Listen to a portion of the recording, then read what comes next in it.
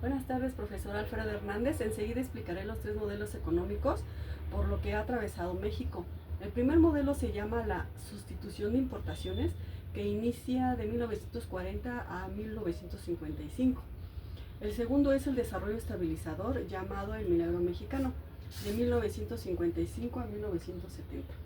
Y el tercero, el auge del petróleo de 1970 a 1982. El modelo de sustitución de importaciones, en su contexto nacional e internacional, la economía mundial de finales del siglo XIX y principios del siglo XX se caracterizaba por el gran poder económico, político y social, que los países capitalistas imperialistas ejercían su influencia sobre los países que en esa época se denominaban atrasados o colonizados.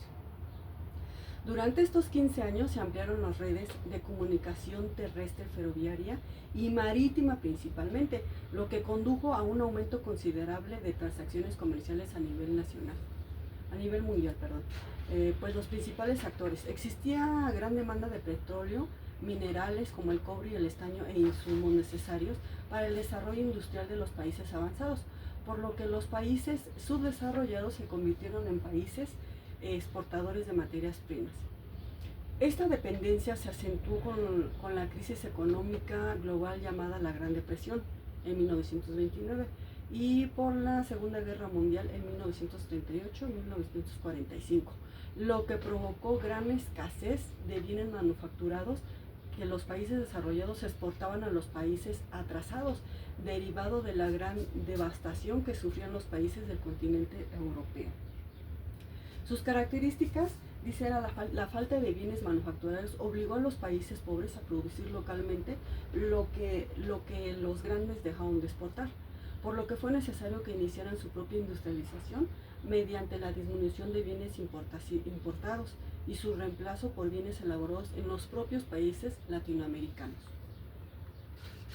Sus razones de agotamiento: en la década de los 70, este modelo comenzó a mostrar un agotamiento debido a que los países pobres importadores de capital y tecnología estaban obligados a pagar regalías y licencias, lo que provocó altos costos en la industria, perdiendo competitividad.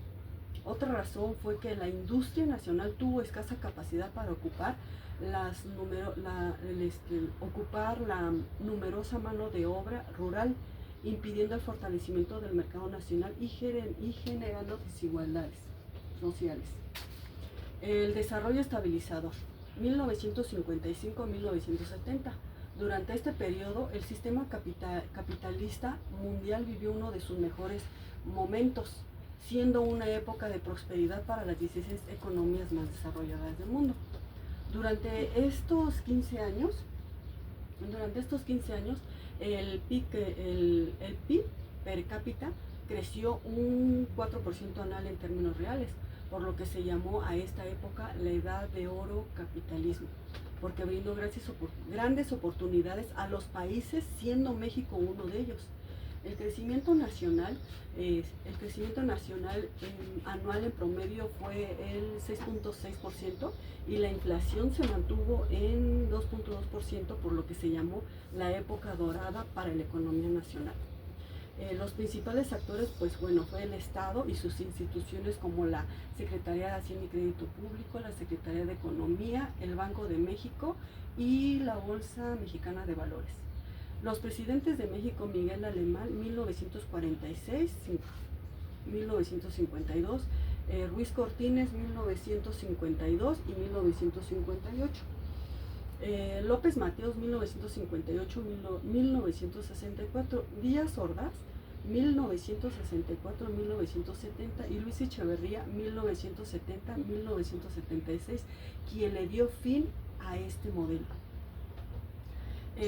Sus características: la Secretaría de Hacienda y Crédito Público fue la institución encargada de llevar este modelo, otorgando apoyos a la industria, además de subsidios y ventajas fiscales, a cambio de que mantuvieran un nivel de inversión.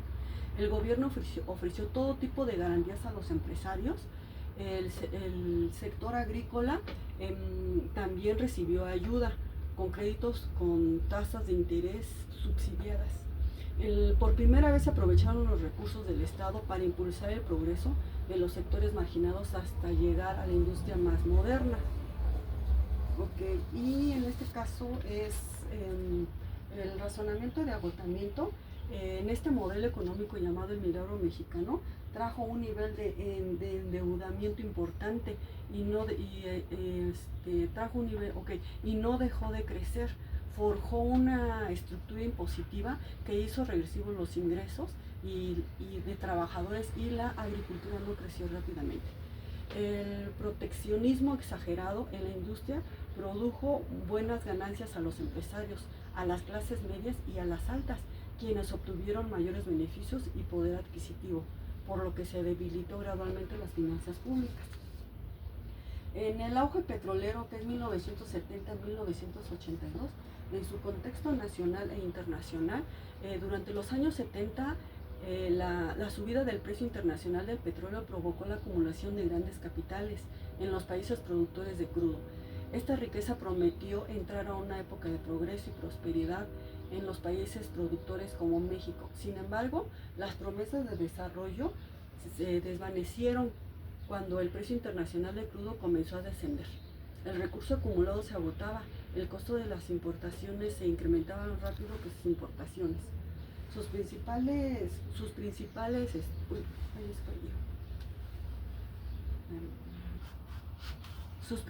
actores, los países consumidores de petróleo que no poseen recursos naturales, son Corea, Hong Kong, Taiwán y Singapur. Y los países ricos son los recursos naturales que son exportadores de petróleo, como Nigeria, Sierra Leona, Venezuela y México. Sus características, el auge petrolero produce grandes cantidades de dinero derivado de la creciente demanda de los países consumidores. Sin embargo, la entrada de recursos económicos es temporal debido a la volatilidad del mercado por circunstancias bélicas. Su razonamiento de agotamiento, los precios del petróleo alcanzaron un máximo en México debido a la Primera Guerra Mundial, cuando el país se convirtió en un exportador neto de crudo. Este primer auge coincidió con el movimiento revolucionario, ya que al no haber una estructura política, económica y social estable, esta situación fue aprovechada por las empresas petroleras extranjeras. En el caso de México, su economía se había venido petrolizando, incrementando sus ingresos y su impacto en el pago de los impuestos.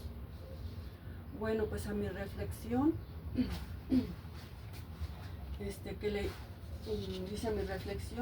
¿qué les hizo falta a dichos modelos económicos para generar un mayor desarrollo y bienestar para la población? Bueno, pues dichos modelos están íntimamente vinculados a los acontecimientos históricos mundiales, tales como la Primera Guerra Mundial, la depresión y la consecuente Segunda Guerra Mundial. Desafortunadamente, estos modelos están centrados en una mentalidad sexenal. No están planificados a futuro ni para convertir a México en un país de primer mundo. Al término de la Revolución Mexicana, los diferentes gobiernos no han tenido continuidad entre ellos, pues cada modelo adoptado se elaboró tomando en cuenta las circunstancias temporales del momento, obligados a resolver una problemática con modificaciones a nuestra estructura económica productiva que trajo consecuencias negativas. Bueno, pues eso es todo, profesor. Muchas gracias.